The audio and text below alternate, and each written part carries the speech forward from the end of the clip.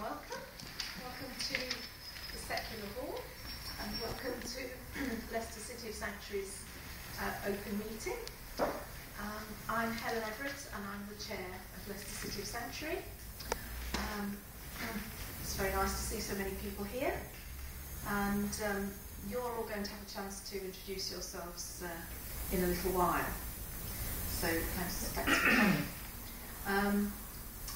We have two speakers here. I'll introduce first our Deputy Lord Mayor, Cllr Roger Blackmore, who has very kindly come along and is going to say a few words. He is deputising, obviously, for our current Lord Mayor, Banjula Sood, who is unfortunately on a visit abroad and wasn't able to accept our invitation.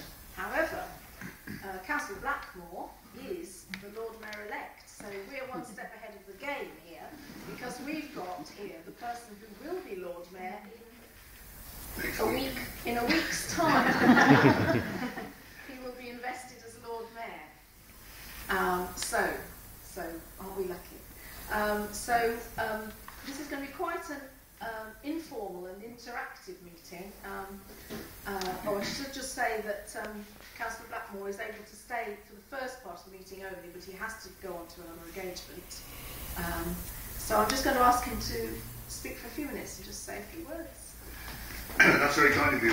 Yes, the Lord Mayor does send her apologies. He's in China.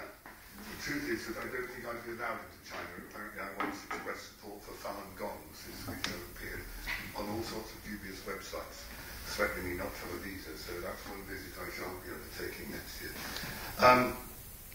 I do really appreciate being here, and I've been racking my brains as to what usefully I could say, and I realise that one of the few advantages I have is my great age, which is I'm now in the bus pass generation. And of course my first experience of asylum, refugees, displaced people, as we call them then, was in 1948. I stress the year 1948, because in our community we still have two Nissen huts full of German prisoners of war. 3 years after the war ended. Because they didn't know where their families were, they didn't know whether they were safe or not, they didn't know in which zone they'd fallen. And this was something very, very common. And of course it's a real problem when you just fought a war. Because you get, when you talk about awareness and attitudes, you can imagine what they were like. And I remember these German prisoners of war, the pictures they pulled out of the wallets of family, children that they hadn't seen for 6, 7, 8 years. And I often wonder what happened to them now. And I think it's important to get into context that ever since that time, that is where, when we talk about awareness, it often comes from those stages. I was lucky, I came to Leicester to university here, and in the first two societies I joined with the International Society and the United Nations Association. Actually, they were the next two. The Liberal Society was the first one. And we had 1,200 students in the whole university. Can you imagine it? Leicester University. And we had 2 Somalis in the university. I think they were the first Somalis who ever came to Leicester. And they got on famously and had a lovely time until their government, in a fit of madness, decided to leave the Commonwealth. After which they had to report to Charles Street Police Station every week. In those days, in 1960. So regulations can change the people very quickly. And it's amazing that, and I always say to friends in the Somali community, these were, we think, the first 2 Somali students ever come to Leicester.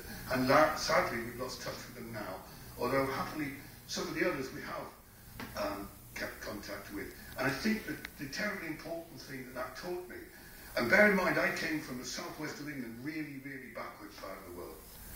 We have no electricity, no water, no sewage, nothing like that. And I had friends from the Punjab and India who got mains water and tap water in university. And that comes as quite a shock to you. And still, I think, does surprise a lot of people. I think we still have no electricity, but we are learning to work on various other forms of pelleted fuels in that particular village. So I thought I'd share those experiences, that we're all, to a certain extent, learners in time of all the people that we meet from different communities. And just as our community in England is very mixed. There's a lot of difference between different parts of our community society. A Devonian like me, you know, we still believe that Cornwall is an island joined to England by the chains of Torpoint Ferry. And if you think this is, the other day for a bet, as I have a very, very good Northwest Devon accent, which can easily be told from any other West Country accent, I was with my mother. I rang a hotel in Cornwall using a Northwest Devon accent to try and book a room. And this was only 4 years ago. And nobody would let me have a room. And I got fed up. So I went through and I looked at the name Andrews. So Andrews is a Devon name, not a Cornish name.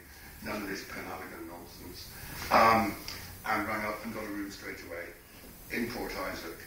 That sort of thing, that sort of suspicion does exist in communities to this day. And we try and brush it aside when we go, I think this is a real, real worry. And I suppose what's taught me and helped me a lot in having understanding of other people was actually growing up with some of the narrowness that occurred between different people. The hatreds that are developed between Devonians and Cornishmen, most of you would not understand unless you came from there. They're still there. And there is this worry that hatred is developed so easily and too readily. And building those bridges and building awareness is something that's very, very, very important. And I really want to finish by saluting the work you do. I know how, you know, from the small acorn sown in Sheffield, the movement is Gunbit. It's wonderful to see so many of you here. I know how much your different projects that you've supported, some of which I'm aware of, sadly, Helen, many of which I'm probably not as aware of as they should be, are really, really important to the life of this city. I am aware, as many of us are, of the terrible levels of destitution which occur in the middle of what is, after all, one of the wealthiest countries in the world. There are some serious problems with our values, and we all know that. And it's very, very important that we try to remedy the problems we see. Because terrible things happen in that famous phrase, not because bad people are in power necessarily, but because good people do nothing. And that is so true when it comes to some of the unaddressed problems we have. So I'm sorry that I can't join you for all of this afternoon. I think it would have been very interesting. I shall stay for a bit, but you will realise that I have a very important event to go on to, which is the Rose Bowl final. And if you know how our primary children love footy, particularly with our football team going up, the chance to play on the hallowed turf of the Walkers Stadium is something I dare not miss. That is obviously a great moment of their lives, and you will appreciate it. So may I wish you all the best for the future.